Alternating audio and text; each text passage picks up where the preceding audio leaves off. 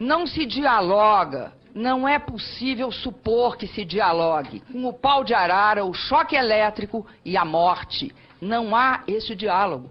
Qualquer comparação entre a ditadura militar e a democracia brasileira só pode partir de quem não dá valor à democracia brasileira.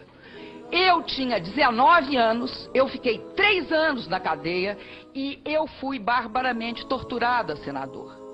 E qualquer pessoa que ousar dizer a verdade para interrogadores compromete a vida dos seus iguais. Entrega pessoas para serem mortas. Eu me orgulho muito de ter mentido, senador, porque mentir na tortura não é fácil. Agora, na democracia se fala a verdade. Diante da tortura, quem tem coragem, dignidade, fala mentira. A sedução, a tentação de falar o que ocorreu e dizer a verdade é muito grande, senador. A dor é insuportável. Eu me orgulho de ter mentido, porque eu salvei companheiros da mesma tortura e da morte. Não tenho nenhum compromisso com a ditadura em termos de dizer a verdade. Eu estava num campo, eles estavam no outro. O que estava em questão era a minha vida e a de meus companheiros.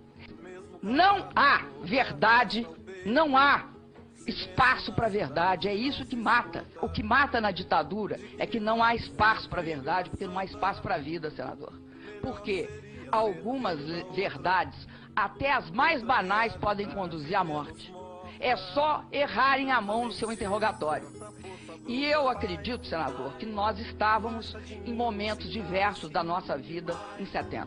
Eu tinha entre 19 e 21 anos e, de fato, eu combati a ditadura militar. E disso eu tenho um imenso orgulho. Chegaram, me prenderam e disseram que eu era uma pessoa que estava nos cartazes de procurado, chamada Maria Aparecida Costa. Me levaram para a Operação Bandeirante, me torturaram a noite inteira. Quando você fica pendurado no pau de arara e recebe muito choque, a tendência do corpo é ficar todo encurvado assim. E aí me esticaram no chão e um torturador botou os pés em cima das minhas pernas e o outro colocou o pé em cima do meu peito. Depois é que eu soube que era para mim não ficar aleijada, para mim ficar esticada até a carga elétrica sair um pouco do corpo. Eu fui torturada dias e noites sem parar e eles só perguntavam dessa moça. Eles tinham prendido uma moça no Rio de Janeiro que se chamava Maria Aparecida Costa. Aí é que eles desconfiaram que aquela documentação que eu usava, de Derlei Catarina de Luca, fosse a minha identidade verdadeira, né? Que era eu, mas eles não tinham acreditado. Me torturaram sem saber, né? E me torturaram bastante. Quando eu cheguei no DOPS e que eles tiraram as impressões digitais, eu sabia que a minha vida estava assegurada, porque depois que eles tiravam a impressão digital, eles não matavam mais, porque daí ficava um comprovante que a pessoa tinha sido presa. Na Operação Bandeirante, que funcionava na Rua Totóia, ninguém tirava impressão digital, porque ninguém tinha a vida garantida. Eu fui presa, né? Fomos presos, né? Porque era eu, meu companheiro e mais um dirigente do Partido Comunista. Nós fomos logo encaminhados para as salas de tortura, sempre nua, eles arrancavam sua roupa o tempo todo, né?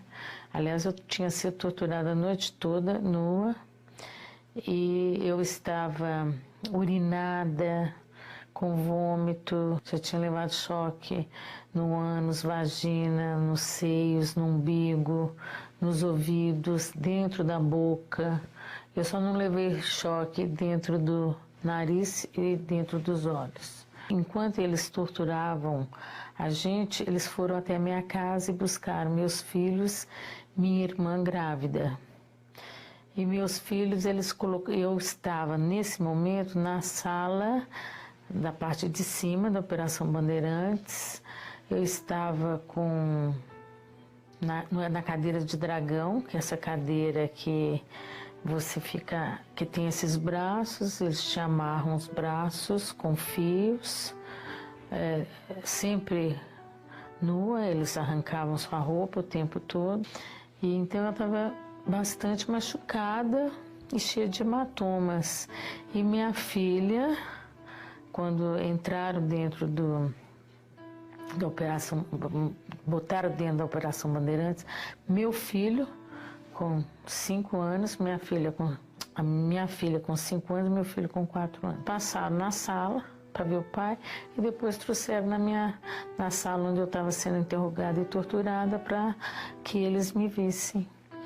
Então ela me perguntou: por que você está azul e o pai está verde?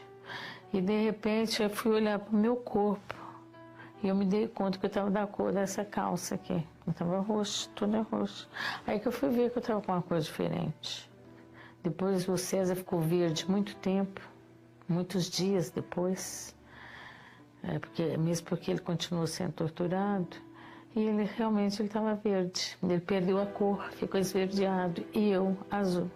Então, meus filhos ficaram numa casa da repressão, que eu até hoje não descobri qual é a casa. Num determinado momento, eles encaminharam meus filhos para a casa de um delegado que era conhecido. E esse delegado, ele continuou num processo de tortura com meus filhos, porque a tortura não é só física, é a tortura psicológica. Essa eu tenho certeza que meus filhos passaram muito. Meu filho retrocedeu, virou bebê. E minha filha amadureceu demais, não viveu a infância. E isso afeta ela até hoje. Ela, com 7 anos, ela já ia ficar menstruada, ela já tinha seios, quer dizer, houve esse amadurecimento emocional, alterou também o fisiológico, o hormonal, o próprio metabolismo dela. Foi uma coisa terrível. Os dois tiveram que fazer tratamento durante muito tempo. Não se consolida uma democracia com cadáveres insepultos. E nós temos muitos.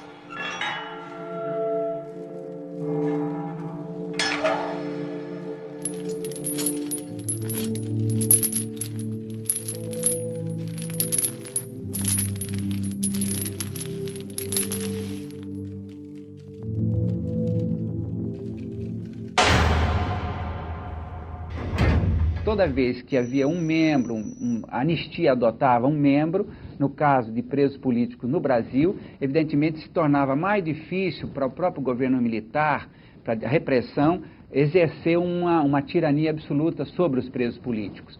Então, eu acho que é importante ressalvar 2 pontos do trabalho da anistia. O fato dela ter feito um trabalho concreto em relação a mim, que me beneficiou concretamente, e, do outro lado, o trabalho que faz ao nível mais geral da sociedade, porque ele não só se manifesta em relação à pessoa, mas vai se manifestar em relação às pessoas em geral, à sociedade. E, por último, eu tive muita solidariedade quando eu cheguei na Europa como refugiado. Eu fiquei na Bélgica, fui acolhido pelo governo belga, né, na condição de refugiado das Nações Unidas, e nesse momento eu realmente tive muita solidariedade dos membros da Anistia na Bélgica e na Holanda. Inclusive hoje tenho grandes amigos, tem pessoas que vão ao Brasil, não é? Que são desses países que nós mantemos relação, que foi extremamente importante, não só a ação no Brasil, mas a ação depois na condição de refugiado aqui para me integrar na Europa.